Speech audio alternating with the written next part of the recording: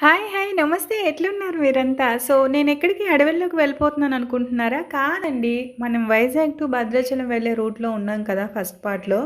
So, second పార్ట్‌లో అయితే జీకేవి reach అయిన తర్వాత మాకు తెలిసిన వాళ్ళన్నారు, "ఇక్కడొక మంచి వాటర్ ఫాల్ ఉంది చూద్దామా?" అని చెప్పేసి. సో, మేమైతే చాలా ఆత్రంగా వెళ్ళిపోదామంటే, అక్కడికి కారైతే వెళ్ళదని చెప్పారండి.